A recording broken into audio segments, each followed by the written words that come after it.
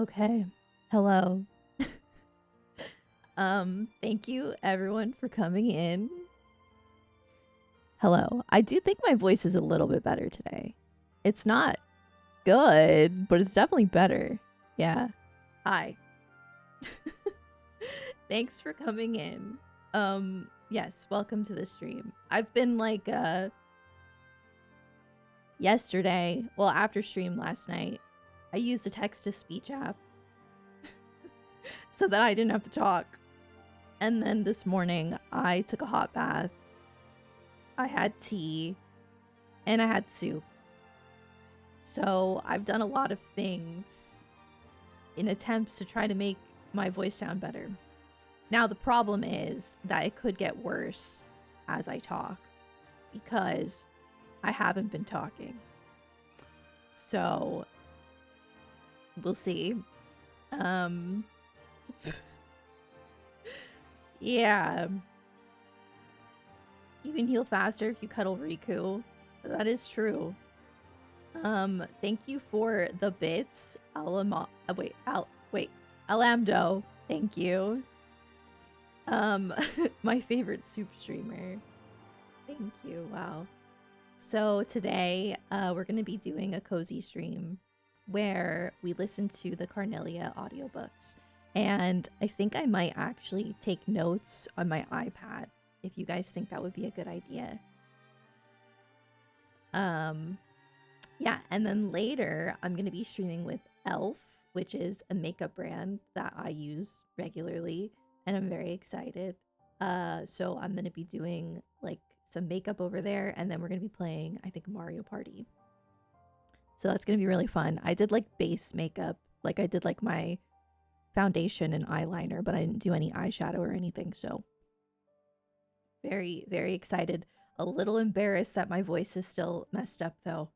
I thought it would be better by then, but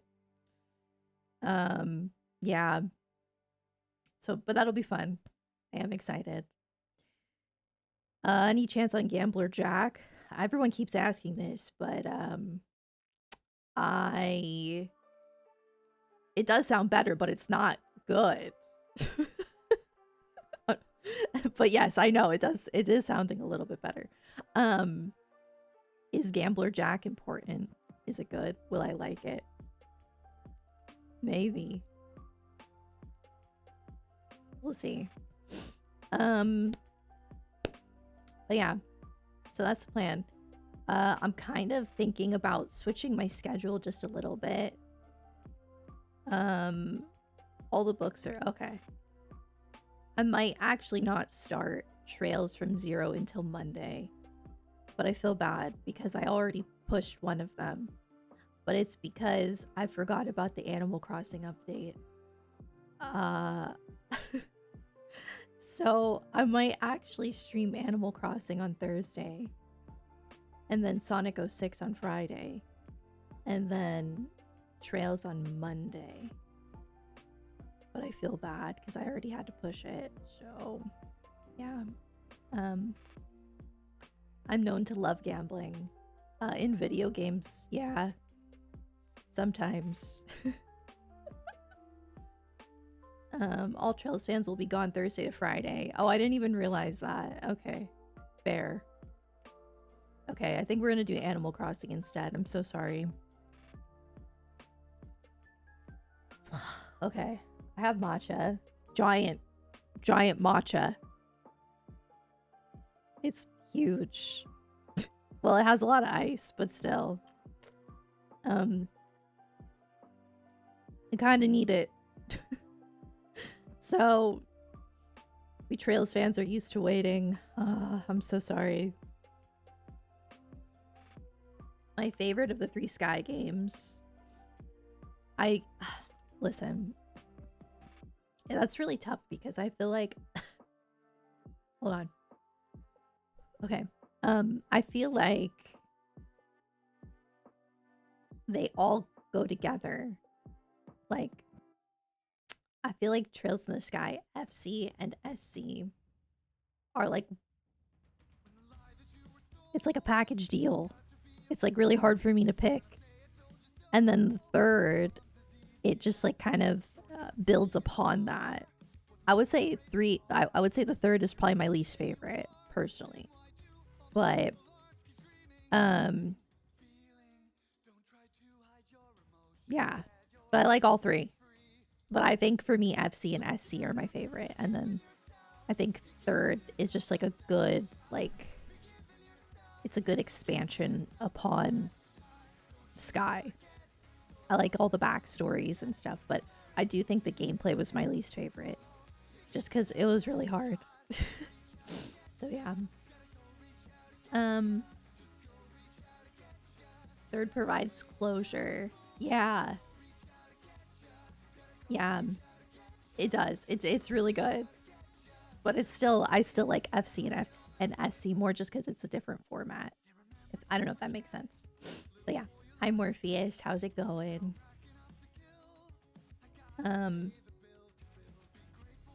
Most people say the gameplay is actually the best part about the third. The gameplay is good, it's just really hard. And honestly, I'm mostly playing for story, so yeah. The structure too, yeah. I mean, like I like the structure of third, but it's definitely not my favorite. I still prefer like exploring new areas and stuff like that. Yeah. Very sandboxy. Yeah. Exactly. But I really like third. Yes.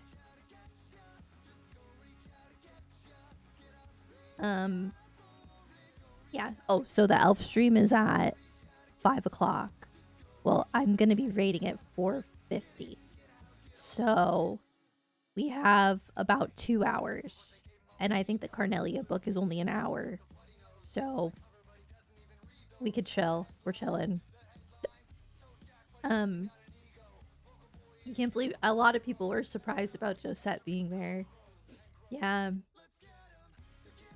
How long is the Gambler Jack audiobook? It sounds boring. No, I'm sure it's good.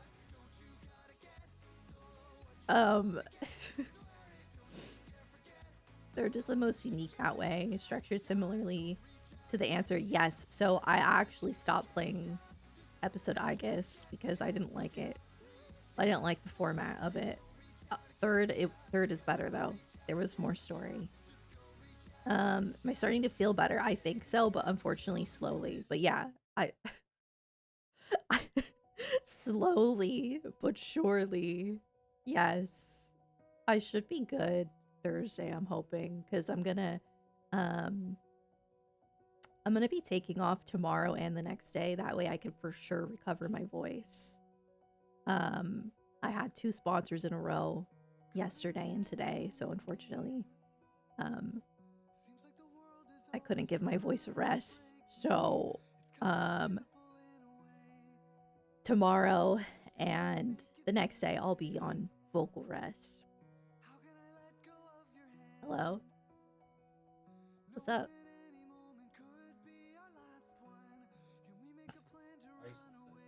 I don't know. Jonathan just asked me why I'm still sick. That's a great question. I think I sound better today than yesterday though. No? Yeah.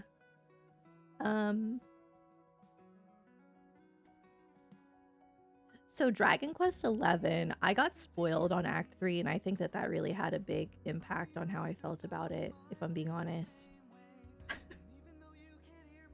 But yeah, I'm liking Dragon Quest 7 for sure. Well, Radiant, you were lying to me yesterday. Dude, I went back and I listened to both streams and I definitely sounded worse yesterday. Are you putting on game-inspired makeup during the elf stream? Kind of. I believe so, but I'm not that good at makeup, so yeah. Could barely hear you yesterday. Yesterday was by far the worst my voice has sounded. I was like, how do I sound better? I could barely talk. Like, I could barely, like, I felt like the air was, like, forcing through my vocal cords. Yeah, I don't know.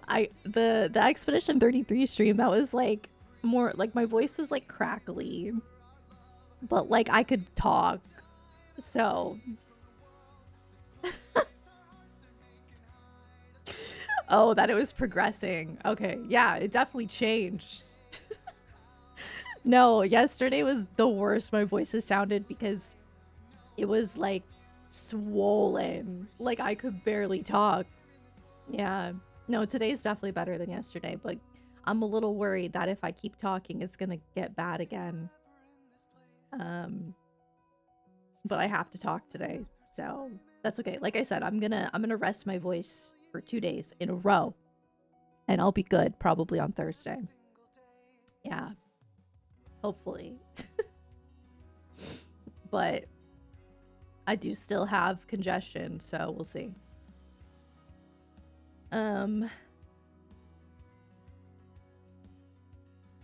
Maybe try to keep something with hot. Yeah, I don't know if I have anything. I could make more tea later. Your voice has reached peak metal singer stage. Let's go. I'm gonna join a metal band. Yeah, so Thursday I think we're gonna do Animal Crossing. Actually I need to change that really right now.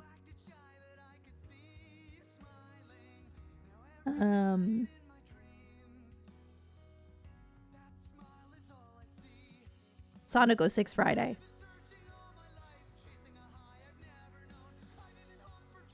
Well, wait, it depends. When does the Animal Crossing I took vitamin C several times. You don't lose your voice when you get sick, neither does Jonathan. I do almost every single time. Yeah, but Sonic 06 is downloaded, okay? Oh, does Animal Crossing update come out Thursday during the day or at night? I didn't think about that. That'll determine what day I play it. I don't know.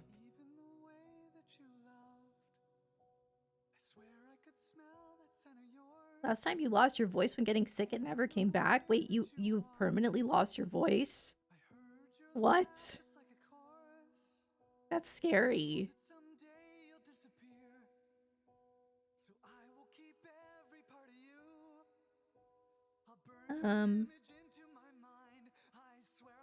Maybe I should look it up. Okay, hang on. Animal Crossing update. 2026.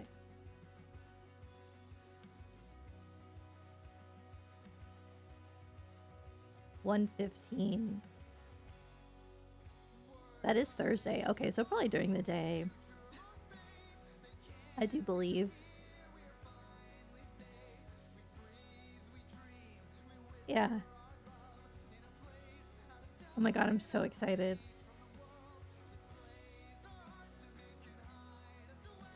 That's so interesting, Strange. Wait, how long ago was that? I hope it comes back. That scares me because, like, that happens to me. Every time. Yeah. Okago. Wait. Do I sound like Naruto? Believe it.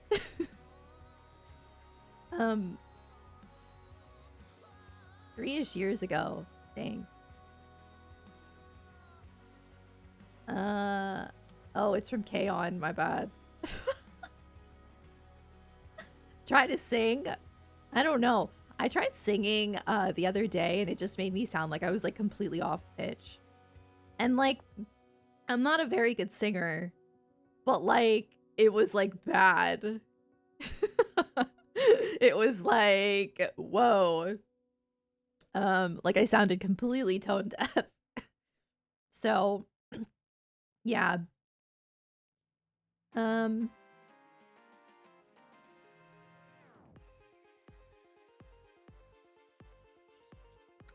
don't know when we should start listening. Probably soon.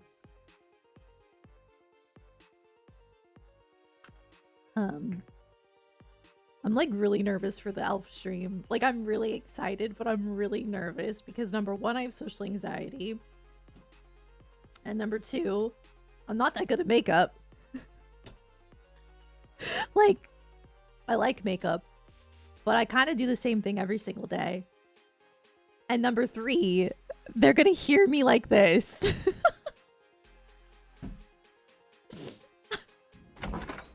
I'm back. Dennis, thank you for the 62 months. Also, one of the people who I'm gonna be doing it with, I've been watching her content for years, and this is gonna be her first impression of me. It's fine. Thank you, Quick. I do think I've gotten decent at makeup, or like I've gotten decent at doing my makeup, but it's like one thing. Yeah.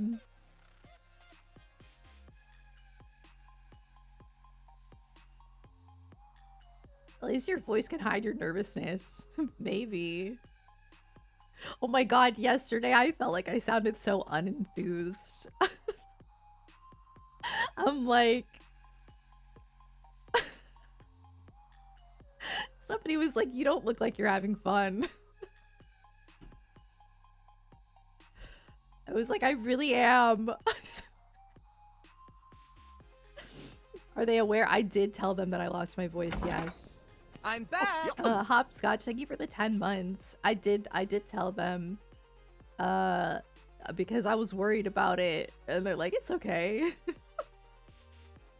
I'm like, all right. I don't think that it would really bother me so much, like, if I didn't already have social anxiety, you know what I mean? It just, like, adds on to it. Just pretend that you're a battle shonen protagonist. Okay. Yeah. Gonna leave a really colorful first impression. It'll be fine. It'll be fun. I love makeup. I love elf makeup. So I'm very excited. But yeah, definitely out of my comfort zone, but I know that I need to do more things like this. Start talking about Kingdom Hearts lore. Oh my god. Oh, that is something that I would do for sure. Yeah. Anyway, how's everyone doing? I miss you guys. I've been streaming, but I've like not been streaming. You know what I mean? Like, I've been here, but not really. I've been like, it's been so on and off. It feels like a toxic relationship. And I miss you guys. And I feel like it's been since like the year started. Being sick is such an out-of-body experience. Yeah, because you're like so focused on how uncomfortable you are that it's just like everything else is just Most Trails books are only semi-canon. Oh, wait, really? That's interesting because I get told to read Carnelia all the time. Like it's important to the lore is how I took it. But okay, it's really good. Cool. Do you guys think I should take notes or is it fine if we just listen? It's a novel. Okay. Oh, yeah, like the, what's that one? The Doll Prince or whatever.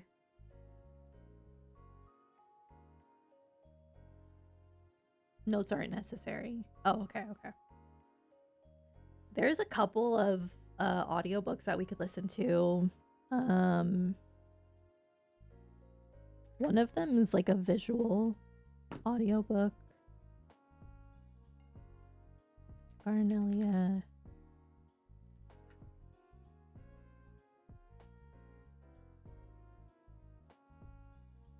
Yeah, there's like 2 of them.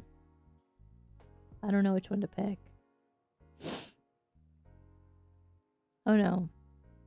Maybe it is this one. This is pretty cool that somebody did this.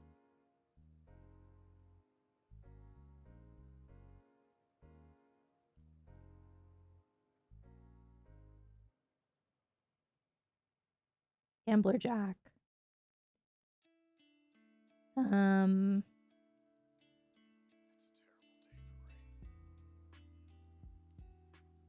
it's so cozy to just lay in bed. Yeah, but I've been doing that so much. And okay, the problem is I'm not a relaxer.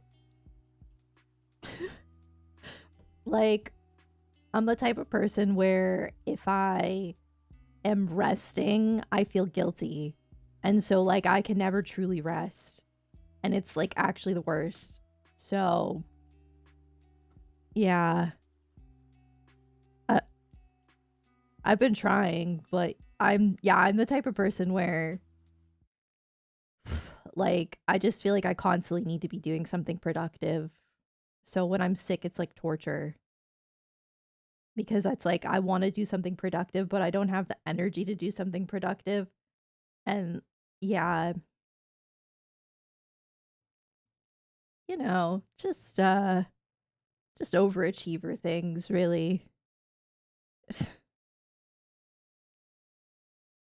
Oh my god, you're the same way, Jackie. I'm so sorry. It's the worst. I feel like maybe a lot of streamers are like that. It's probably common. Okay. Guys, I'm not the best at paying attention to audiobooks, but we're gonna try. Thank you, Super Derek. You're great. How's the audio? The Legend of Heroes, Trails in the Sky, FC. Carnelia, Chapter 1. The Imperial Chronicle. I stood there, upright in front of the revolving door, scuffing the heels of my boots against the ground. Pulling slightly on the collar of my trench coat, I dropped my chin and gazed at my partial reflection in the curved glass. Aside from my short-cropped hair, I wore a modest-looking double-breasted leather raincoat and a pair of special-order, steel-reinforced boots, both of which at first glance appeared to be the most common of common apparel, and yet they were, in fact, much more than the naked eye could detect. My ordinary, average appearance was of just as much importance today as it had been on any other day in times past. Not far off, the sound of footfalls echoed rhythmically, like the steady beat of a pendulum swinging back and forth as the throngs of those coming and going moved quickly along the cobblestone avenue, enveloped in the tinged silver by the morning mist. At times, the calling voice of a street peddler disrupted the steady flow, but as soon as the hawking cry faded away, it would resume its course. Each morning that I found myself setting foot in the Imperial City, I also found my surroundings to be unchanged and stained by the same somber tones of gray. Snatching up a magazine from the underarm of a street vendor, I tossed a few mira into the left hand poised expectantly behind his back. The Imperial Chronicle, the magazine that I read so often that even the ink bleeds were familiar. Roughly flipping open its cover, I scanned the headlines along. I'm very curious who the protag is because I can't tell yet. All I know is they're wearing a double-breasted raincoat and they're on cobblestone. The top of the monochrome pages. Then suddenly, my breath caught in my throat. At the very bottom of the local news page, I Actually, I found don't know if it was a raincoat. A double-breasted coat. I like the voice too. It's relaxing. those letters, that sequence of characters which I had not heard nor seen since the time of that life changing incident. My eyes instantly gravitated to the spot, and for a time remained fixated. Ein Selnat. The very meaning of those letters became lost to my senses as I Oh, stood motionless, my gaze fixed on the same line of text. is that the girl with the long hair that talks to Kevin? Is that okay? Until it all seemed to coalesce into a single blotch of ink. After a few seconds of blank comprehension, my vision settled and I wrenched my eyes to the beginning of the article. As I began to read, my memories verged on a single point in my past and then slowly started to run in reverse, headed for that fateful event 3 years prior when this name was first introduced to me. It was on an afternoon all those years ago, on a day not unlike this one, where the capital was overshadowed by its typical gloomy aura. I was a little younger than now, a 22-year-old boy who stood silently in front of the boutique I'm assuming door this is as Kevin usual, then. double checking his appearance before lightly treading over to Mick's Imperial factory.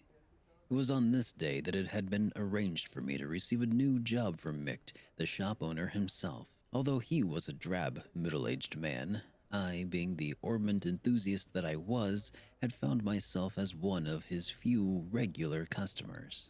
I headed down a dank alleyway, and after passing through a partially rotted wooden gate, I could see the soft glow of the flickering orbital light just outside the entrance of the factory, whose structure was halfway below Um,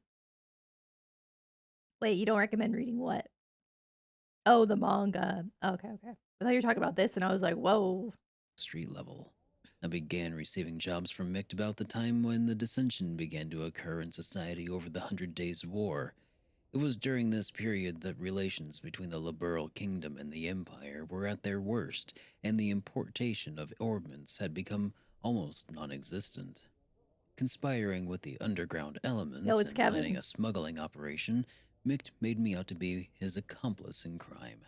For the job which I received by his hand was none other than that of the courier.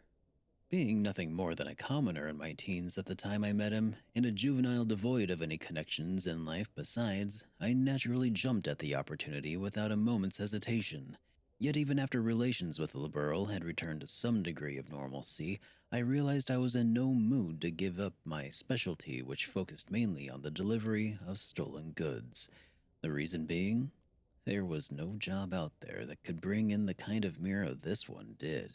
With an unrefined and inconspicuous appearance, I had countless times before hidden away items of various sorts in my hat and trousers and made my way hither and thither between the borders of these neighboring Thither and nations. thither. And though to my delight my wallet had become increasingly laden with a bounty of monetary rewards, I had routinely changed my alias as a precautionary measure. So much, in fact, that these false names had built up into quite a list over the last few years.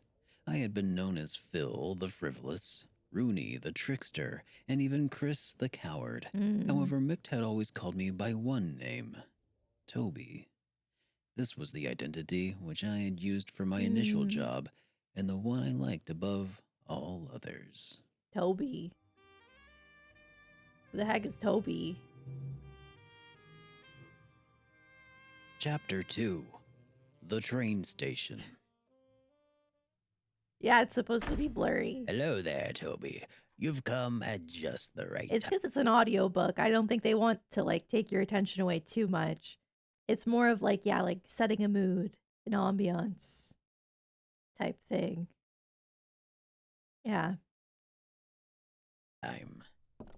Greeting me with these words, Mick shuffled slightly in his seat behind the counter. The baked confection he had been eating was ever so carefully placed atop his lap to prevent it from falling onto the floor. He smacked both of his powdered sugar-covered hands together with a clap, and a cloud of white particles puffed into the air. The smell of sweet spices and baked apples pervaded the dimly lit shop. We had an item dropped off no more than a few minutes ago, he continued. Turning in his seat, Mick reached back Wait, and is Mick snatched up old? something wrapped in an old magazine paper from the top of the shelf, tossing it to me. Knowing full well I wouldn't get any sort of answer, I asked anyway. What do we have this time?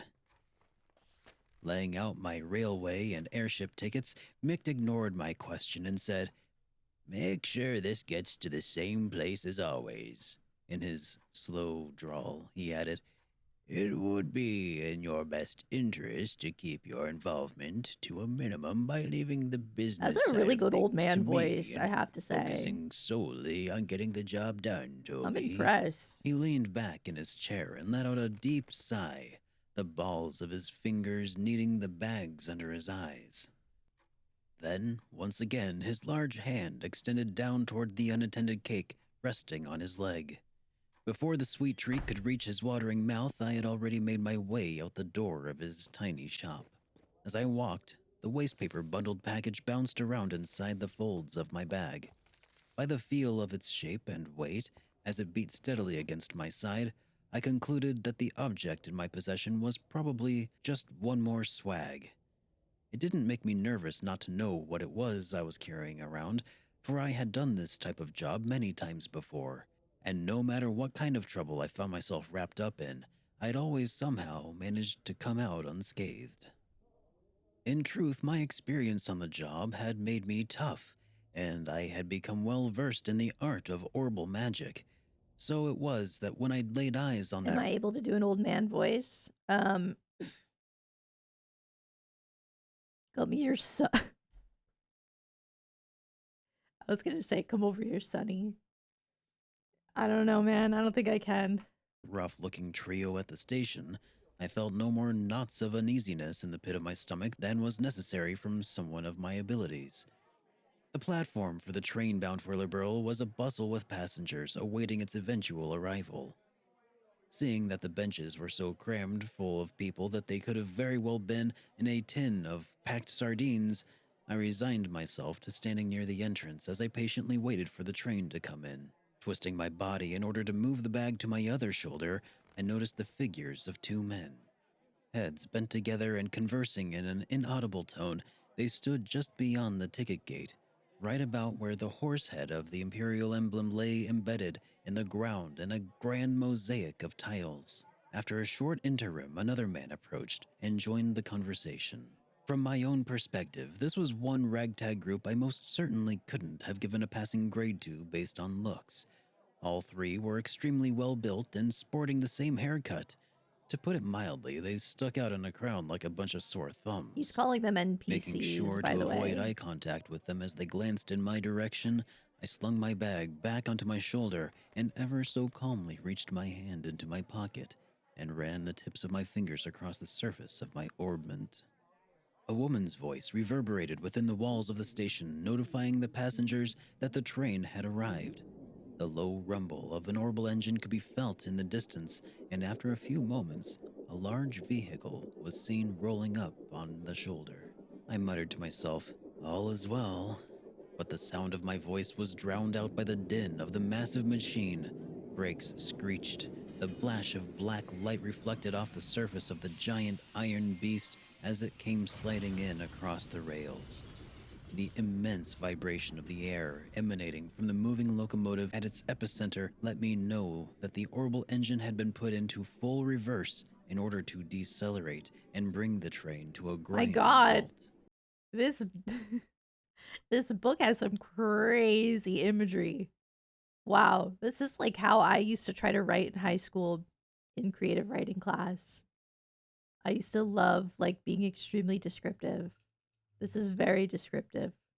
While being shoved to and fro by the waves of impatient travelers flooding out of the waiting area, I was swept toward one door of a passenger car. As we passed the conductor, I caught another glimpse of the ticket gate. The men who were once there were now gone, and the only thing that remained was the profile of the horse made of glossy tiles, glaring back at me in a shade of deep crimson.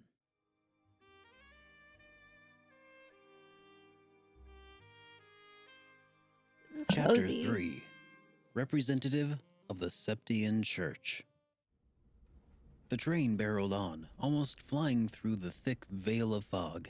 Droplets of water spattered against the window glass, extending out like transparent veins, and continued to wriggle back and All forth right, all under right, all the right. pressure of. This is so main character right here. Listen, did anybody else as a child, like when you were in the car and you're like going somewhere, your parents are taking you somewhere and it's raining, you just look out the window longingly as like the droplets of rain splatter across the window?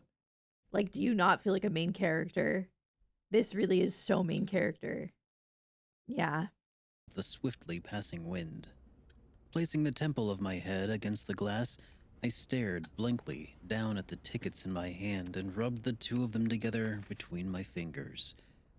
I would be traveling by train to the border city, far south of its imperial cousin, and then, to reach the Liberal Kingdom, I would have to transfer to an airship.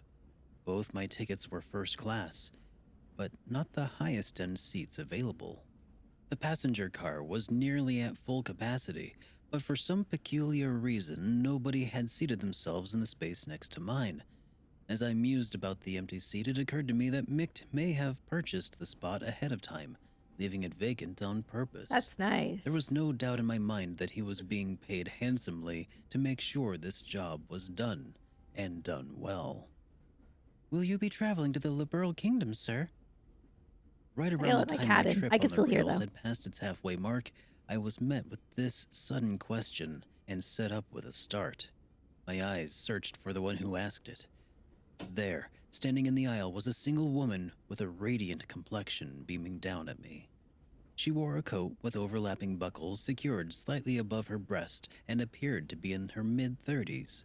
Gingerly bending her knees and pointing her finger at the empty seat beside me, she asked, "Do you mind?" With a tilt of her head, she indicated the rear of the passenger car, where swirling smoke saturated the It's air, and tripped. softly muttered, "The smell of the tobacco smoke is just dreadful." Wordlessly, I nodded and dragged my bag from its place on the floor, moving it over by the window to the opposite side of my feet. The woman expressed her thanks and delicately sat herself down in the seat next to mine. For being a perfect stranger, she talked on endlessly, and I appropriately reciprocated the conversation by saying that I was on my way to the Liberal Kingdom on business as an Orbman specialist. Her story was that she was on a mission of mercy for the church and had an errand to fulfill in the border city. "Just so you know, people sometimes refer to me as Sister," she went on. "Of course, it's just a nickname." She recrossed her black leather boot-clad legs and let out a sort of suppressed titter from the back of her throat as she made mention of this. Sister Carnelia was her nickname. We continued on in this fashion, subjecting ourselves to a variety of idle banter, Carnelia and as the herself. time drew on, the sun overhead began to dip in its arc, crossing the celestial meridian and descending into the west. Each time the moving train cleared a grove of trees, the entire vehicle, passenger cars and all, was bathed in a warm apricot hue, flooding into the cabins, creating a majestic spectacle. I gaped at the coruscating effect, and in doing so, locked eyes with Sister Carnelia. Right at the moment the brilliance of the sinking western light seeped into her rich, brown irises, causing them to give off an exquisite, rubescent sparkle. The glimpse made me wonder if the origin of her nickname was somehow related to the color of her eyes being likened unto the luster of a polished carnelian stone. The train gradually began to decelerate, and Sister Carnelia returned to her original seat in order to collect her bags. As a matter of habit, I checked my bags in orbit and found both junk paper covered package and magical device fastened into my trousers inner pocket by a series of chain stitches, exactly where and how I had left it. A woman's voice came over the intercom system announcing that the train would be arriving on schedule and that rainy weather was to be expected at our destination. At the conclusion of the announcement, a number of disappointed sighs could be heard coming from along the rows of seats. Raindrops pattered against the windows outside as the looming silhouette of the overcast city came into view. The station's signal lamp emitted an angular light which was scattered with a refractive effect by the falling droplets of water. Then came a spine-chilling metallic sound followed by the jolt of the orbital engine's reversing thrust as the locomotive at the front of the train lurched to a halt. Over the loudspeaker came another announcement asking passengers to ensure that they did not leave their baggage behind. And with that, several people stood up and crowded into the aisle. Watching a station worker in a uniform as he waved a small flag amidst falling rain, I picked up my bag and rose to my feet. I crossed paths with Sister Carnelia as I attempted to step into the aisle, but when she tried to step aside and allow me room to pass, she suddenly tripped and fell forward. Grabbing onto my shoulder for support, she picked herself up and, with an embarrassed smile, let me by. I gave her a short bow in line with the general etiquette practices, then headed for the exit ahead of her. Following my lead, Sister Carnelia shuffled along closely behind me, so close, in fact, that it felt as if she would step on my heels. Something about it just didn't feel right. Instinctively sliding my right hand into my pocket, I searched for my orbment, but the brass feeling I had grown accustomed to was nowhere to be felt. In an instant, I felt my arm being twisted behind my back by someone or something with incredible strength. the sleek sound of a blade being unsheathed, and then a warning prick of the tip at my back indicated the seriousness of the situation.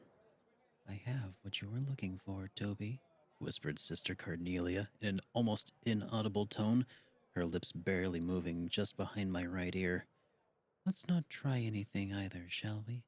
I'd hate to see your afternoon spoiled any more than it's already going to be. And to show that she meant business, Sister Carnelia slightly altered the angle of her grip on my wrist, causing an explosion of agony that sent sparks flashing behind my eyes.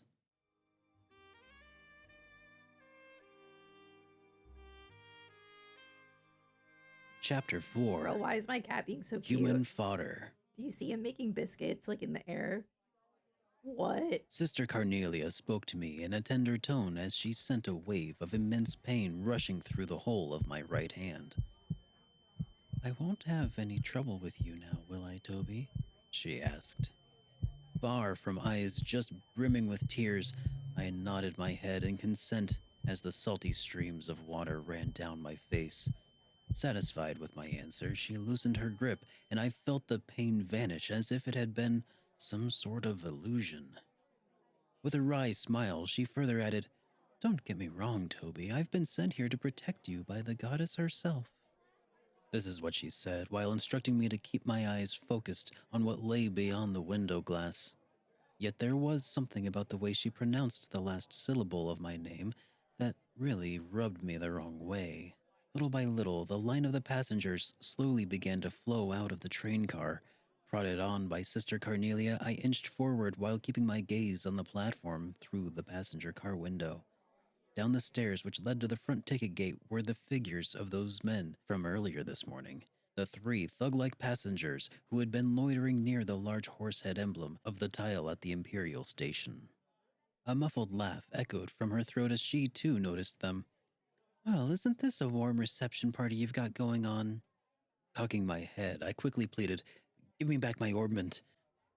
Sister Carnelia said nothing. Members of the crew bid us farewell as we stepped through the exit to disembark the train onto the lead-colored platform below.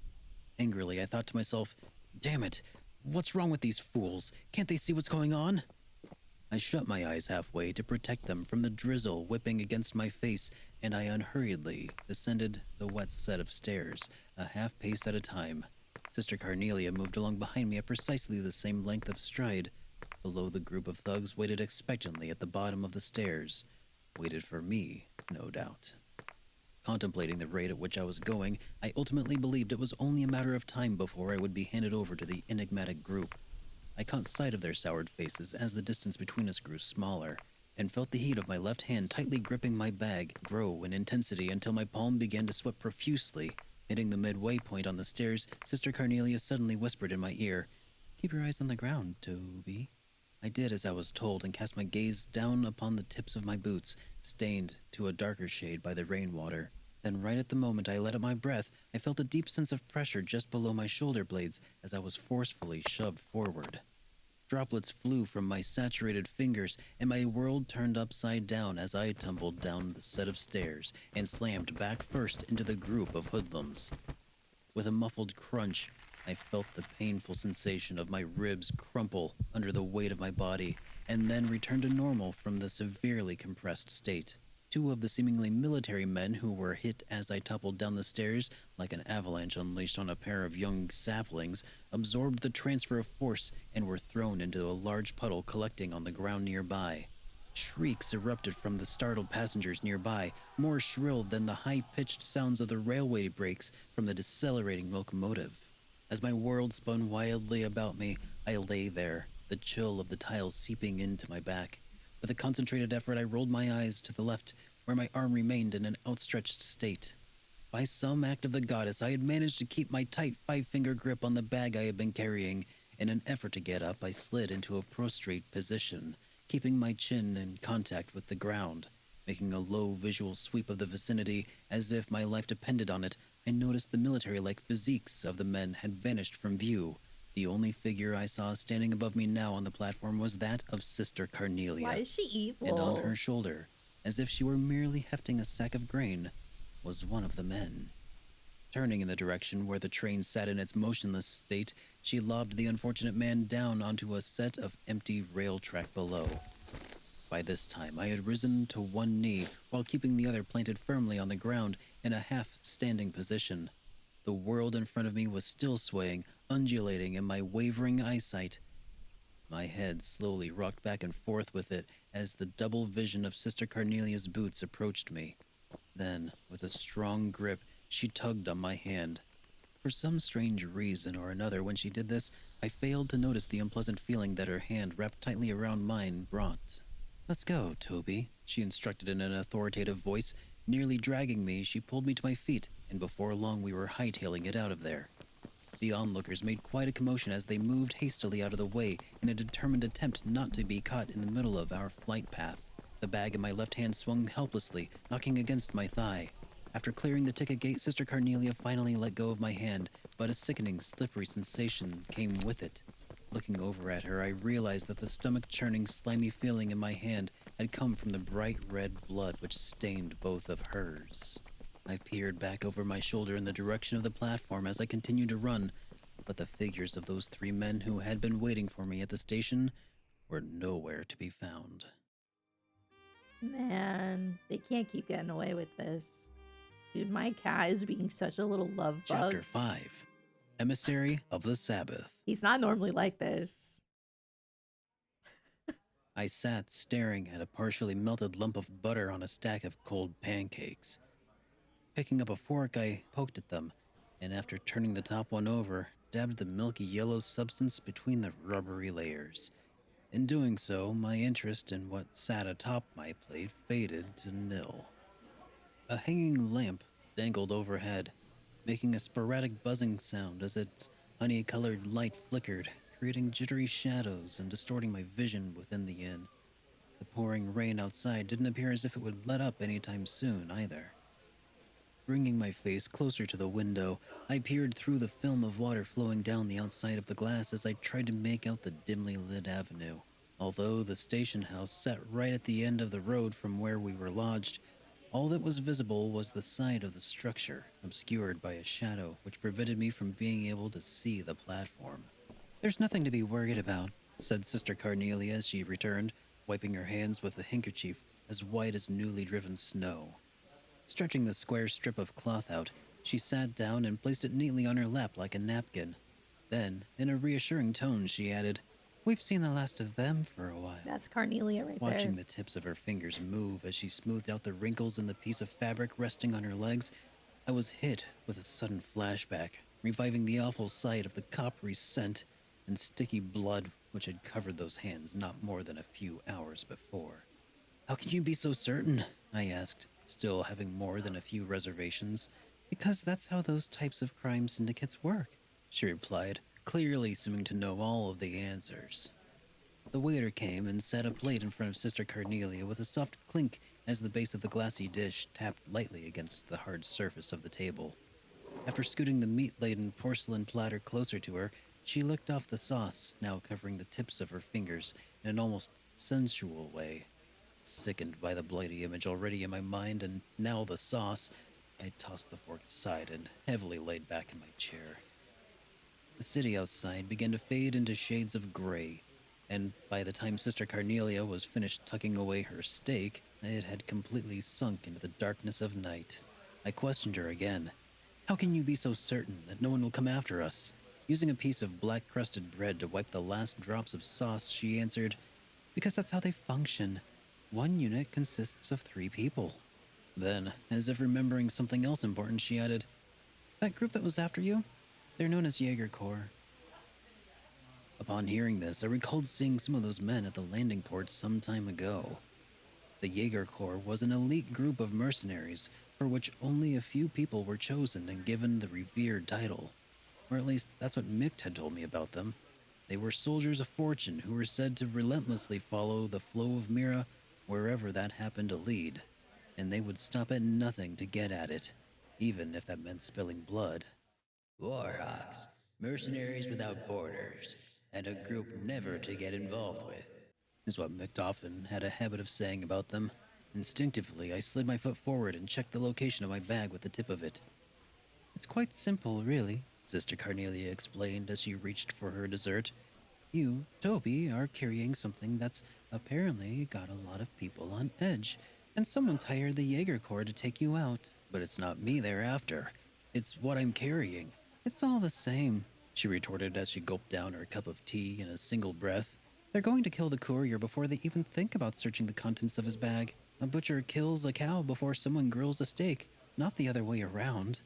Lecturing me all the while, Sister Carnelia took a glossy, tallow-handled knife in hand and sliced into her apple pie. The powdered sugar sprinkled on the flaky crust danced under the golden light. I felt a stabbing pain of guilt race through me, just above my gut. Unexpectedly, I began to think about what Micht could be doing at the moment, but my short period of rumination was cut short when I saw Sister Carnelia's hand stop cold. Glaring into the darkness, eyes focused and intent like a hunting dog's, she tossed something shiny onto the table and eventually rose to her feet. There it was, my orbment. Where are you going? Without pausing to answer my question, Sister Carnelia expeditiously fastened the buckle of her coat. You've got good taste, Toby. One at a time, she set her heels on her chair and tightened her bootlaces. Using the full capabilities of that orbment is no small feat. I think even most racers would be in for a real surprise if push came to shove with you in the ring. Growing ever more impatient, I asked again, So where exactly is it that you're going? It's none of your concern, came the answer. Suffice it to say, I'll be seeing you again on the morrow. And with that, Sister Carnelia disappeared through the door of the women's restroom. As if exchanging places, two other men entered the restaurant. They walked directly to the table at which I sat and stood before me. We're with the Bracer Guild. I apologize for disturbing you in the middle of your evening meal, but you'll need to come with us. Racers. Chapter 6. Ascertaining the Guys, inner workings. what is this guy doing? My Oh orbment, no, don't empty leave. bag, and package wrapped in an old magazine paper were No. laid out neatly on the table in front of me. The bracer sitting opposite me I gazed miss you. alternately at my face and at the items on the table as if trying to gauge my reaction to them. Constantly rubbing his chin between his fingers, it appeared to me as though he were making an effort to display his right hand, snugly fit with a leather gauntlet. I had been led to the second floor of the lodge by the two men, and then, after they had painstakingly checked the layout of the floor, I was taken to the farthest room from the stairs. It occurred to me that the reason for the use of the makeshift space was due to there being no guild branch nearby. The first man to sit in front of me was the lanky one. He told me his name, but I soon forgot which one was Clayton and which one was Pavel. About the time I finished being frisked, the bracer wearing the gauntlets, Clayton or Pavel, or whoever it was, returned and whispered something into his partner's ear. It seemed as though they were trying to locate Sister Carnelia, but having no luck. After much probing on the subject of her and the Jaeger Corps, and after relating everything I had heard from her on the train, I turned the conversation around and, playing the role of the victim, inquired into her past history.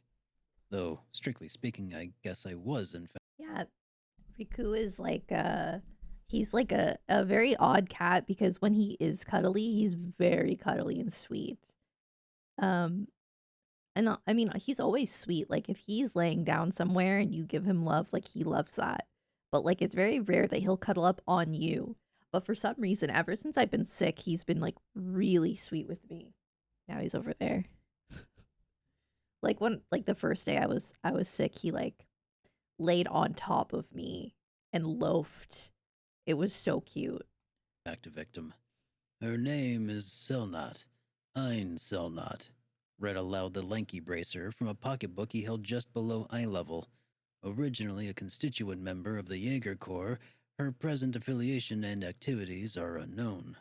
In short, added his partner pompously, she's not the type of person any upstanding citizen should be getting involved with. He reached out his gauntlet-clad hand and No. Don't call it the tobacco voice. What the heck? I've never smoked a cigarette in my life. How dare you? the object bundled in scrap All right, paper. hold on. I need to like try to recap what's happened so far because like I don't exactly know what's going on. I am paying attention though. This is what I've gathered There's a guy named Toby who's working with a guy named Mict, and Mict is like an older man, and he gets like a job that he has to do. I don't really understand what the job is though. All I know is he had like first class train tickets, and he meets up with Sister Carnelia, and Sister Carnelia steals his orbment, and now she's kind of like holding it hostage. Um and yeah, that's what I've got so far. Checking my reaction all the while, he unwrapped the paper, laying it flat on the center of the table. Its contents turned out to be a lump of metal ingrained with some sort of Smuggler. clay like substance.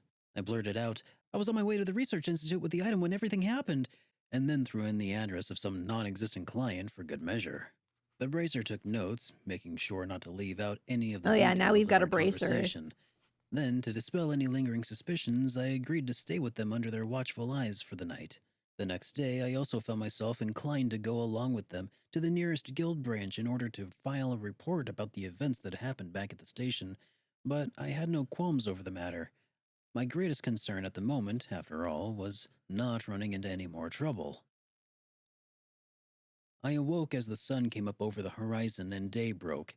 With the advent of a peaceful morning, I sat up in bed and breathed a sigh of relief. The bracers who stood guard the previous night were no longer present in the room, but the sound of their voices could be heard echoing out in the hallway beyond the closed door. Slipping my arms through the sleeves of my jacket, I felt a sharp pain in my right elbow, which brought back vivid memories of the woman from the day before. Suddenly, a feeling of uneasiness came over me, and still half undressed, I began adjusting my orbment. After opening its back cover, I used a thin piece of tanned doeskin and started plucking out the quartz installed in each slot. I It like the didn't take sound but 5 minutes to effects. insert them each into different slots and rearrange their configuration. With a set of light magic as my base, one by one, I replaced each screw until finally the metallic panel was back in place, and as a feeling of calmness set in, I rolled back over in bed. It was at that time a tall woman appearing to be a maid opened the door, carrying a basin of hot water for the sink with which guests could shave and wash their faces. After placing the small steaming tub on the table, the woman went quietly about her daily task of removing the bed linen. Finding myself shooed from my own bed, I reluctantly headed toward the basin just beyond the door and caught sight of two shadows cutting across the alleyway in succession.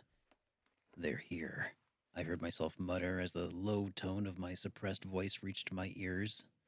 With only a bar of soap in hand, I remained unbelievably calm as I quickly shut and bolted the door. Then, pondering my next move, I stood still with my back pressed up against the wall. On the other side of the hardened clay wall, the brief clamor of fighting ensued. Fumbling with the chain attached to my hip pocket, I grabbed hold of the orbment I had adjusted just barely moments before. It was two bracers versus the two others I had seen just moments before. Throwing myself into the mix with the two men from the guild would definitely put us at an advantage from a numbers standpoint. However, when I turned again to face the door, the voice of the self doubt came percolating through my closed lips in the form of a distant mutter. "There were only two of them?" I murmured to myself.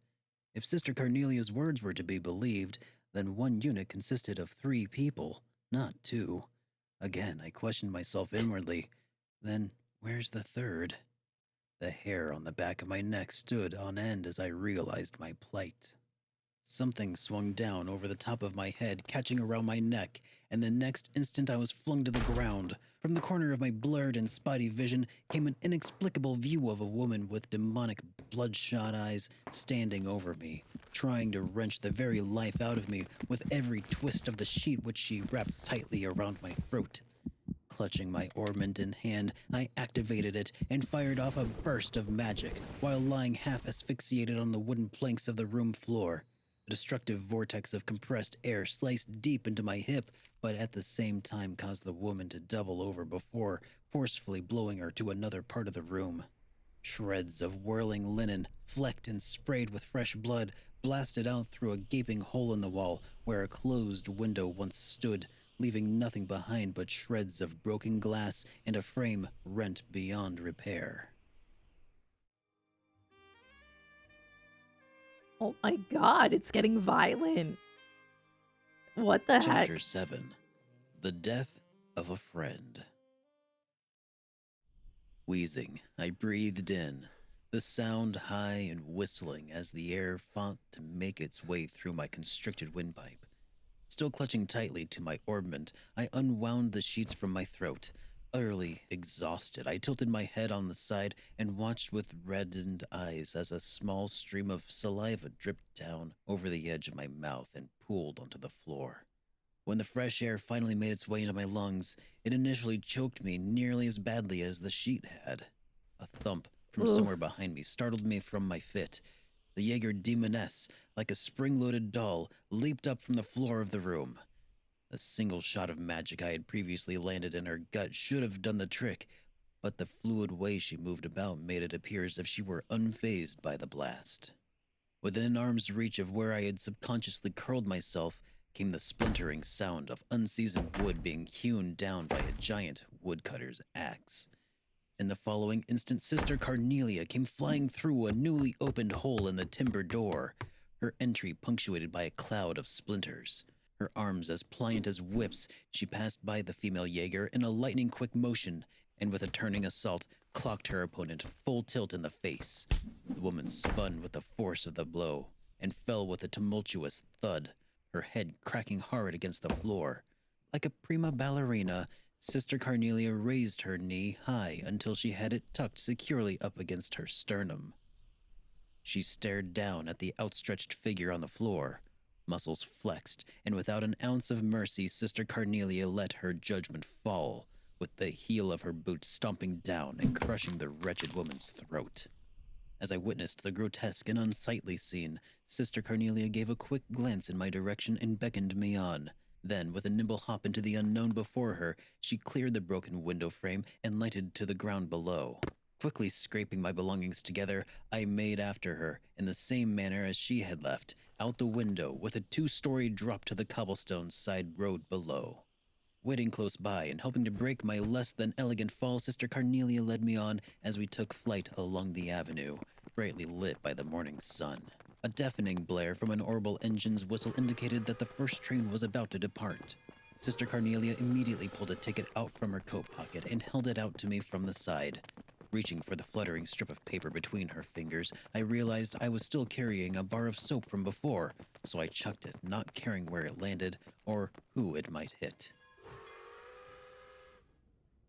Aboard the train, the smoggy Someone's getting haze from hit the with a bar of incessant soap. smoking of the nattering gentlemen had permeated into every nook and cranny of the passenger car. There was also the smell of newly printed publications and the occasional sound of someone clearing their throat. It felt awkward to have boarded a train bound for the Imperial City with my bag still in hand. You know what your problem is, Toby? Sister Carnelia remarked. You're just like that orbment of yours. Using her white handkerchief, she staunched the flow of blood from my leg, which had been lacerated by the spinning arrow blades of the magic. Once you get yourself into trouble, you just keep digging yourself in deeper until someone comes along with a billy club and whacks some good sense into you. Placing a folded magazine on my lap, she tapped on it with the tip of her nail of her index finger, indicating that I should read what was inside, which had been published just that morning. A several-lined article, buried pages behind more titillating news, told of the suspicious death of one Orbital factory owner somewhere within the capital. This was the first time I had ever become aware of Mick's real age. Sister Carnelia continued her lecture as she mercilessly upbraided me for my reckless behavior. You missed being caught up in all of this by a hair's breadth, she informed me coolly. At a loss for words over the shock of Mick's death, I put the magazine away I had a feeling in he my was gonna trench coat die. pocket. Another 5 minutes and that I had a feeling he was gonna die because the chapter was called A Friend's Death. shop and you would have gone to meet your maker too. I shook my head with lips trembling, let my thoughts fumble out of my mouth. I just don't get it. Why did Mick have to die? Images of Mick's cold body behind the counter alternated in my mind with that lump of metal wrapped in scrap paper. Just what the hell had I been carrying all this time? And why did anyone have to die over it? I pondered at length. Sister Carnelia met my eyes and held them. Because it's an artifact, she said simply. An artifact? I scoffed and blew off her answer. It's not like I haven't carried a bunch of them before. Artifacts, in short, were the remaining legacy of an ancient civilization in the generic term for any unidentifiable mechanism which resembled that of an orbment. I had spent my days as a courier smuggling any number of those items under the false pretense that the goods I was carrying were nothing more than rare antiques, and readily placed them in the hands of those aristocrats, among whom they were especially in vogue. And for the most part, my current possession appeared to be as though it belonged in the same group as the others. Personally, I could find no other value in collecting of these artifacts besides the indulgence of oneself in the decadent hobby.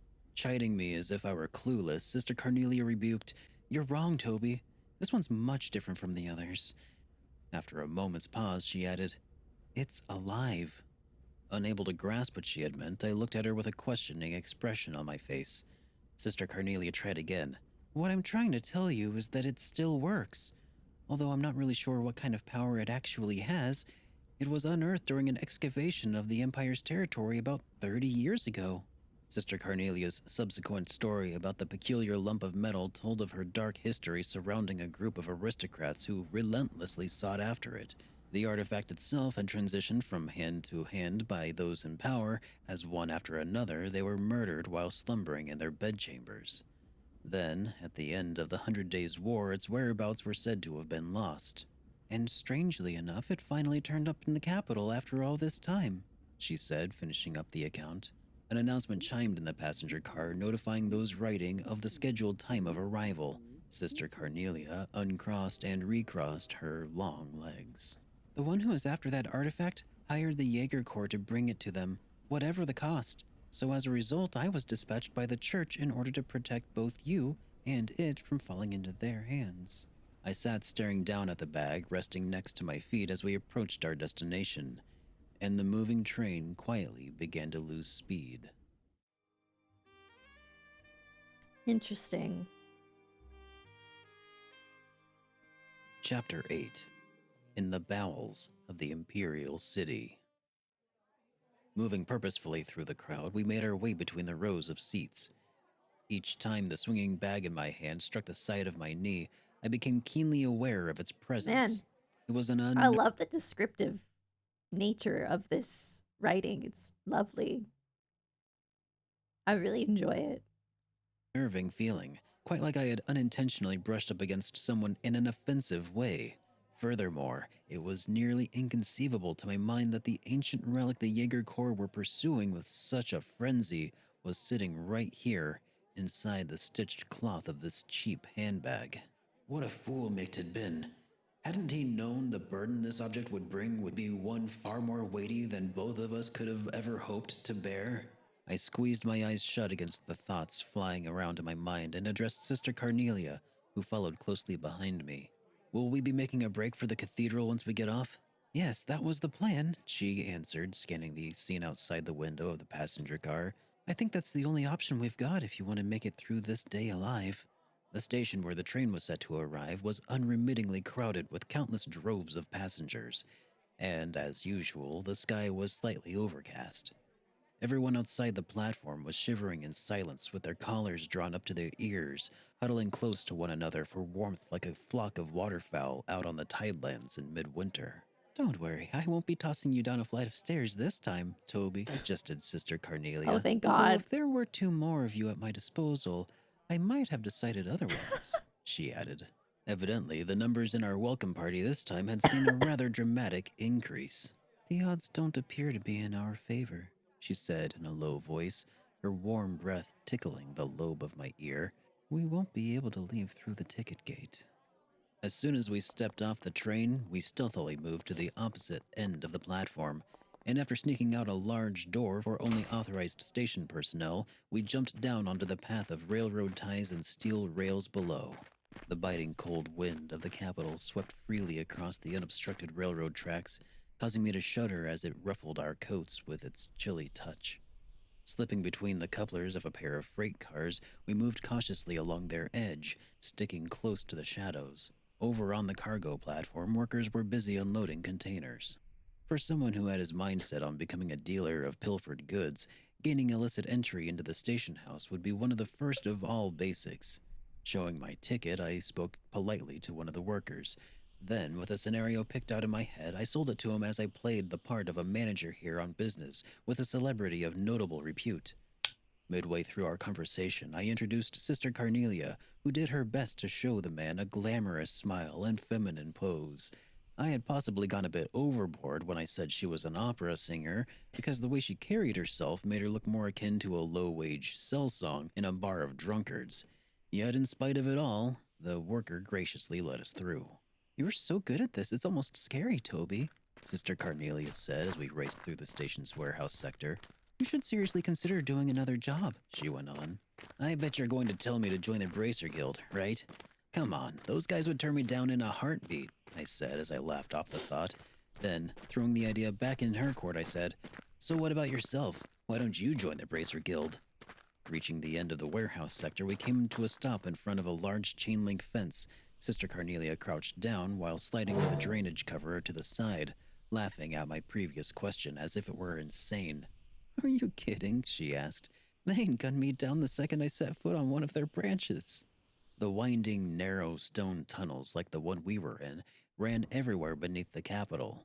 We crawled along as the light shining down through the drainage gates on the side of the large road above us illuminated the way like a trail of flickering orbital lamp posts. The feet of those walking along the avenue passed right by where we were, but not a single person noticed us scraping our way along below them.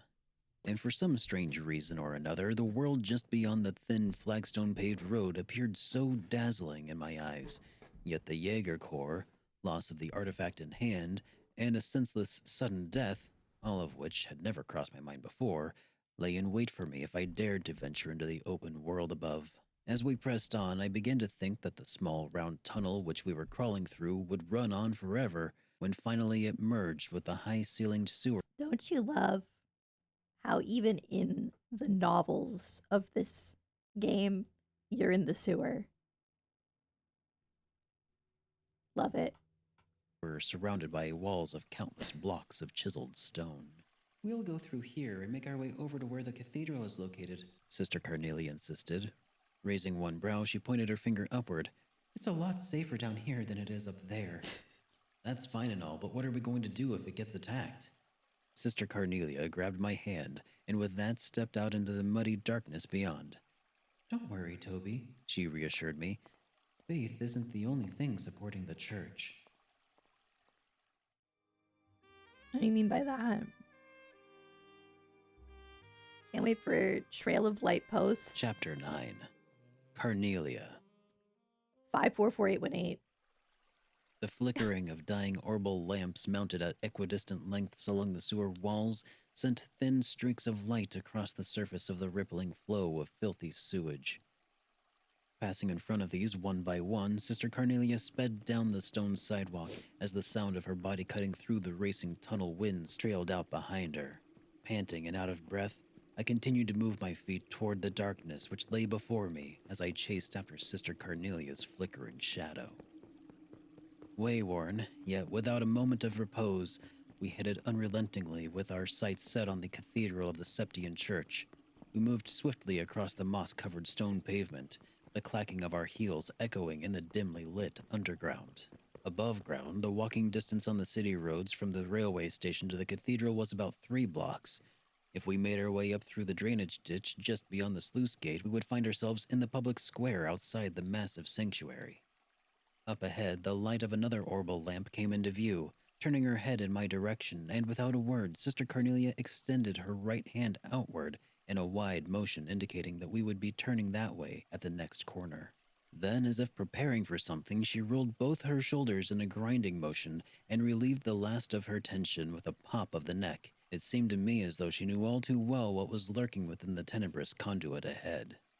Under the unsteady and sporadic coruscation of light, the body of Sister Carnelia surged around the corner and disappeared from view. 1, 2, 3, went the walloping echoes, followed by the sound of something being rolled into the channel of filthy sludge. As I turned the corner, the first things which leapt into my sight were the contorted figures of 2 men on the ground, whom I barely missed treading on. Sister Carnelia, who was by this time several steps ahead, continued to run at her usual pace as if nothing had happened during the preceding seconds. It's Carnelia, came an angry but noticeably wavering voice from behind. I glanced to my rear to locate its source, and there I found a man who had dragged himself from the fecal-filled fluid, now lying next to his dead comrades, yelling with his last dying breath as blood leaked out his open mouth. Carnelia, she's down here. He managed to croak before falling silent and still. Sister Carnelia paid no attention nor made any effort to look back. I turned my face forward and followed her example. The walls of the conduit leading directly to the sluice gates squared out into an ominous mouth of darkness, seemingly waiting for its next unsuspecting meal.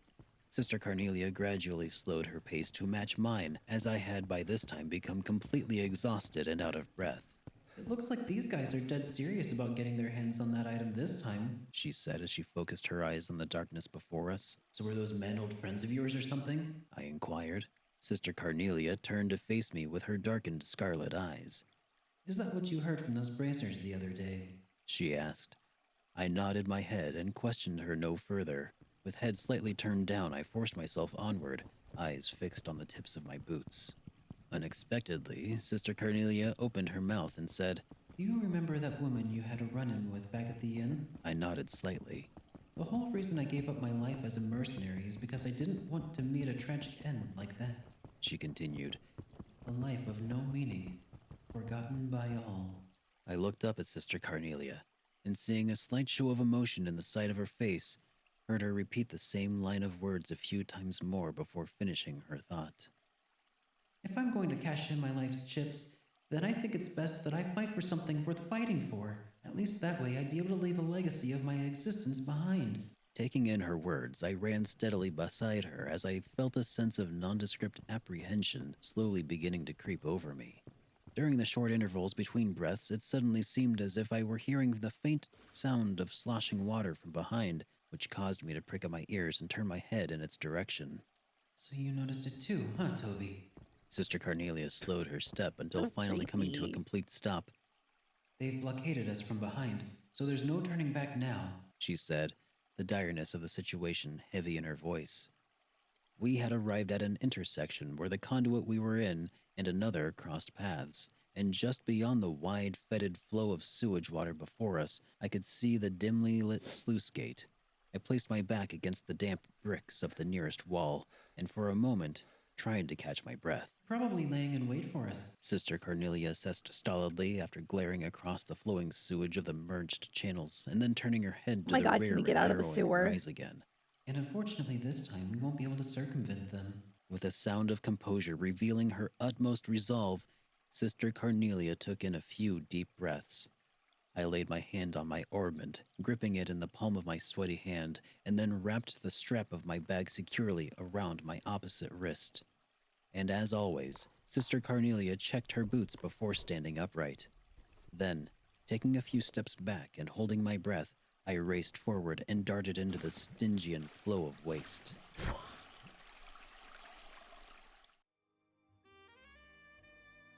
I appreciate him recording those lines from the app. Chapter 10. Could The you Last imagine? Stand. Could you imagine if bro actually like made his way to the sewer just to do that? That would be dedication, I have to say. Sister Carnelia made such haste as she aimed for the path on the opposite side of the sludge-filled channel that I could have sworn she was actually running on the liquid surface based on the observation of the minuscule patterns her feet produced, and of course she passed me by in the blink of an eye, the space growing wider and wider between us as I continued to trudge my way through the filthy muck. Flashes of magic erupted from the darkness by the sluice gate and ripped through the air in rapid succession, but none of them could overtake the speed at which Sister Carnelia moved. In an unyielding offensive by the shadowed aggressors, the settled feculence in the depths of the channel was thrown up in the form of a powerful tsunami. And in the instant before clearing myself from its destructive path, I feared that the terrible wall of sedimented filth would crush me under its weight and bring me to an unsightly end. With a mid-air spin to avoid the last of the oncoming magic, Sister Carnelia flew to the opposite side of the channel with incredible speed. Hurdling the wall of piled up sandbags behind which the attackers stood cover, she whirled her arms in a ferocious onslaught. One by one, like a row of pins being struck by a weighted object, the line of standing Jaegers crumbled to the ground. Sister Carnelia's attacks were like a whirlwind of death, blurry with the speed at which they struck. They came in advancing at inconceivable angles, puncturing throats, slashing open arteries, and then they were gone. So it was that when I finally reached the cobbled path beyond the stagnant channel, not a single soul was left standing beside Sister Carnelia and myself. The cathedral is at the end of the ladder, just beyond this gate. She indicated as she flicked dripping blood from her fingers, like a child who forgot a handkerchief to dry off her wet hands. Her eyes shone with the afterglow of battle. The Jaegers can't be far behind. They us, really so we need a better hurry. shower. And as if to punctuate her warning, the damp sound of numerous feet kicking up water as they advanced toward our present location had now become clearly audible to my ears. Stepping over the handful of Jaeger corpses lying scattered about beyond the wall of sandbags, we made our way for the dry bed channel which lay ahead of us. I placed my hands on the slightly damp stone floor of the empty channel and crawled through the half-open door of the sluice gate. A falling water droplet struck the nape of my neck as I passed through the cramped opening. In the moment that followed, I recognized the sound of an orbment overhead, on the verge of discharging a burst of magic. Toby! Came the ostensible voice of Sister Carnelia as my vision was instantly flooded with a wave of exceeding brightness. Then, in the midst of this world of blinding light, came the hand of a savior, which grabbed me firmly by the shoulder. The powerful feeling of being dragged and the explosion produced by magic rupturing stone were almost simultaneous. As the booming roar swept across the whole of my body, I was thrown backwards, tossed to the ground. Despite my clouded vision, I managed to somersault before landing in the prone position. Choking on the filthy puddle I had fallen face down in, I lifted my head in time to see a cloud of blackened dust being heaved from the mouth of the halfway raised sluice gate door. As if my worst nightmare now had become a reality, I watched as one after another the blockading Jaegers emerged from the smoky cloud, each bearing a glinting blade. I floundered about on the slippery mud and watched as their ranks sprang into action and closed in, their rugged facial features now visible to my eyes. Instantly rolling to the side, I unsheathed my hidden blade as I attempted to deflect a wide arcing slash of another with my bag. The cloth of the bag, over which the sharp edge ran, split open without a sound, and the paper-wrapped orbment fell onto the cobbled floor. Frantically, I searched for the orbment at my side, but I was unable to get a grip on it because of my clumsy, panic-stricken state. One of the mercenary men, his eyes intent on my throat, drew back his long sword to end my life, but before he could make his move, a dark silhouette appeared from behind him. It was Sister Carnelia. Her hands, moving with such finesse, disarmed the man in an instant and left only his sword behind before he was launched from view into the hanging shadows veiling the dark conduit. As the sound of their falling swords struck the ground a high-pitched clink, Sister Carnelia dropped to her knees. Her soft words were full of regret. I'm sorry, Toby. With her head bowed forward, I watched in disbelief as several streaks of blood began to run down the side of her face. It looks like the goddess may be calling you home, too. She said gently. Girl, Once what? again, Sister Carnelia rose to her feet, her coat hanging in tatters. Eyeing her outer garment's ragged state, I knew for certain it had been caused by the previous blast of magic. In order to protect me from harm, Sister Carnelia had willingly used her body as a shield to absorb the brunt of the force. And now, a strain of effervescing crimson blood had begun to seep through the clothing covering her breast. I swiped up the artifact which had tumbled to the ground from the hole in my severed bag and tore away the wet paper which covered its surface.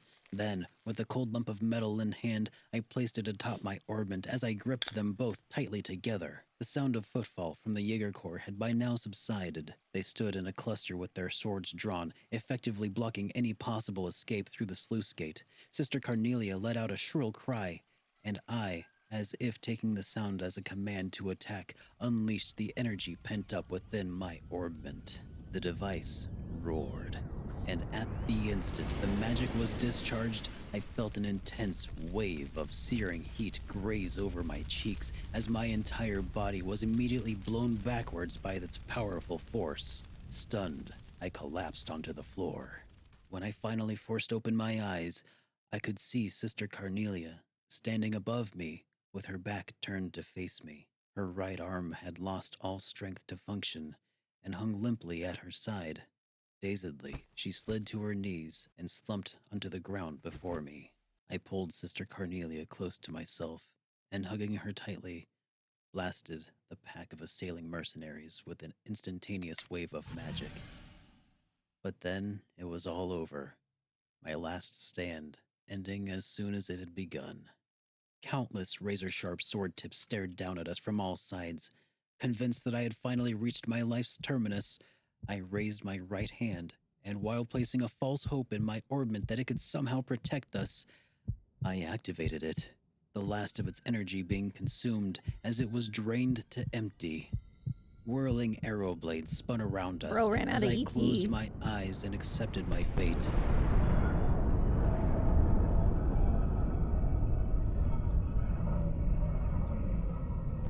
And behind my darkened eyelids, an endless realm of whiteness began to spread out before me. Listen, you can't die because you wrote the book.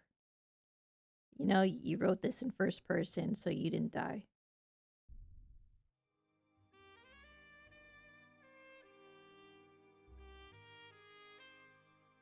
Final chapter, a legacy never to be forgotten.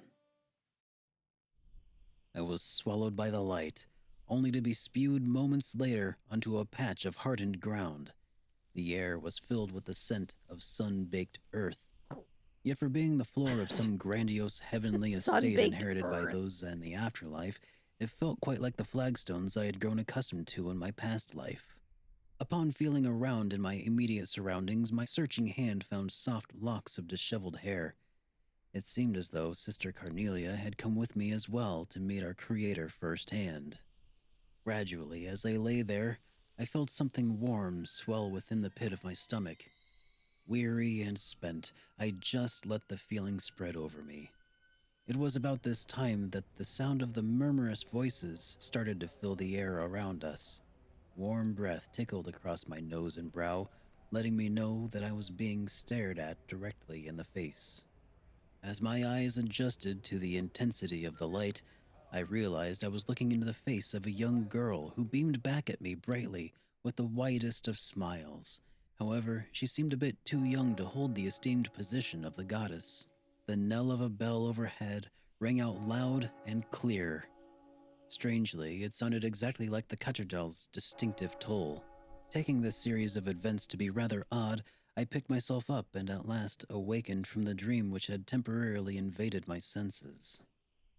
There it was, the familiar cityscape, the sound and even the scent of the breeze.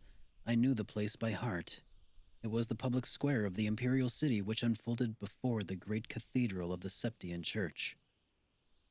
I opened the fingers of my right hand and stared down at the metallic lump in its palm, entrusted to me by Micht. Golden filaments of light swirled across the surface of the artifact. I instantly recalled Sister Carnelia's words. It's alive. She had said, and as I watched the ancient light gradually fade away before closing my hand around its surface once more, I believed it. Supporting each other by wrapping our arms around one another's shoulders, Sister Carnelia and I hobbled and limped our way toward the magnificent cathedral as the awe-inspiring figure of the goddess Aidios stood silently with unfurled wings, watching over us from the deep-hued stained glass window above. And as for the events which followed, they were all settled in an orderly fashion.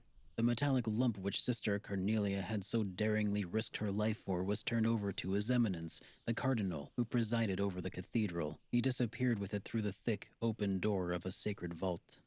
The level of corruption which had spread like a plague among the members of the imperial court, influential aristocrats, and even commissioned officers in the imperial army astonished even those mediators acting on behalf of the Bracer Guild. I stayed close by Sister Carnelia as she was laid out on a pew within the chapel of the cathedral. The real sisters of the church delicately pulled off her coat and cut open her vest, now stuck to her body with dried blood. Upon doing so, they found an ornate shirt of chainmail just beneath the Listen, I don't know how they're dealing with the smell.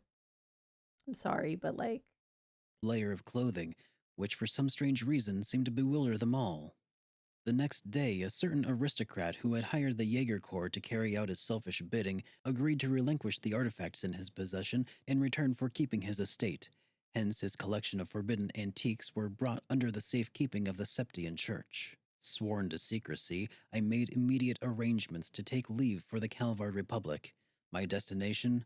A high-class resort, which turned out to be an excellent way to recover physically and mentally, as well as forget about the series of events which had occurred over the past few days. Naturally, the bracers assigned to provide my escort were none other than Clayton and Pavel, who, before we left, guided me without a word to see where Sister Carnelia was resting. I talked with Sister Carnelia, who had awoken for a short interval, but as I got up to leave, she reached out her dainty hand and said to me, "Before you go, I want to tell you my real name. It's Ein Selnat." I took her unblemished hand in mine and gripped it firmly as I expressed my appreciation for what she had done.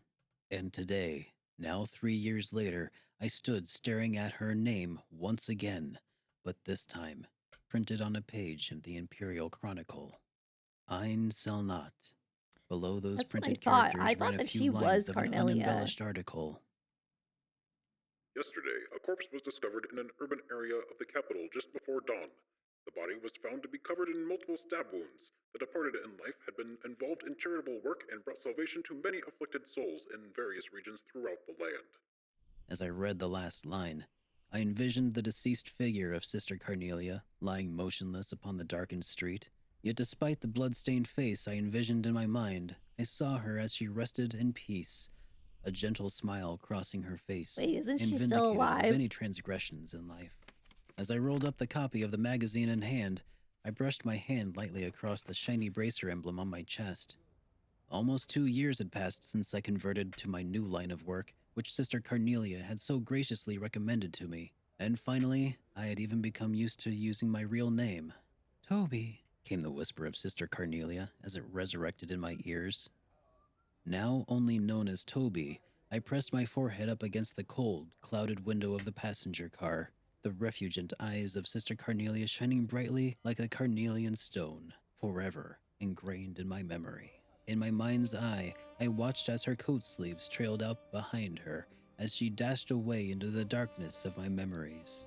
Opening my eyes, I gazed out through the window glass, and there I saw a bleeding rouge-colored illumination of the Imperial City as it faded away beneath the heavy white fog.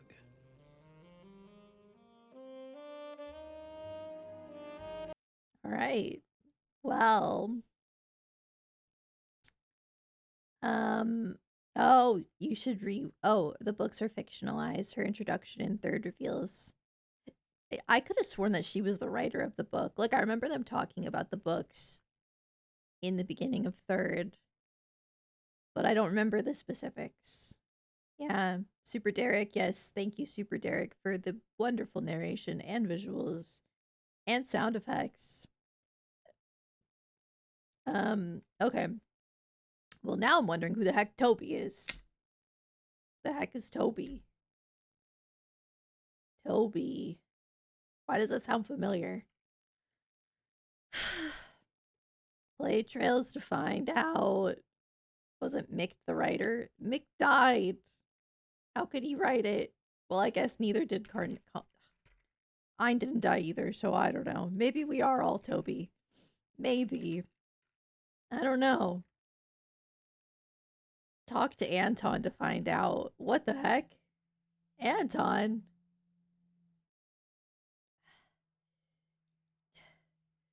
I don't know. Toby's the friends we made along the way. It's gonna be really interesting if we play like another Trails game and we meet somebody named Toby. I'm gonna be like, that's kind of sus. Trails to Toby. Play trails to find out. Yeah. Well, that was interesting. I mean, there was like, it was very well written. I very much love, for those of you who don't know, my favorite subject in school was English and writing. I love the English language. I love like sentence structure. I love descriptiveness and I love stuff like that. So I really enjoyed that aspect of it. It was very there was a lot of imagery.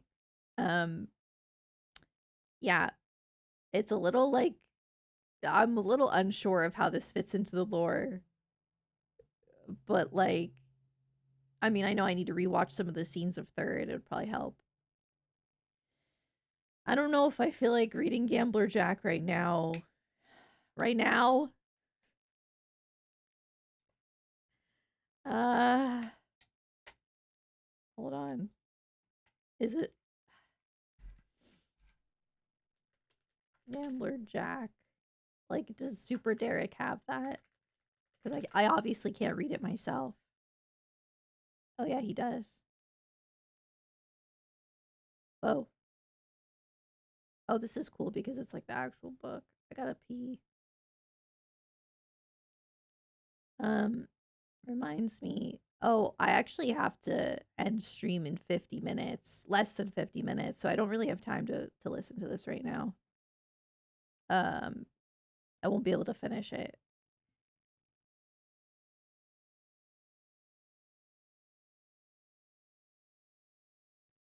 Yeah, he does have Gambler Jack. Well, no, actually, just kidding. This isn't him.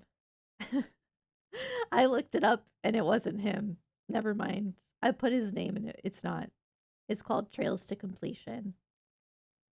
Yeah. Did you read Kitty Talk for Dummies in the Sky? No, I didn't. I gotta pee. I'll be right back.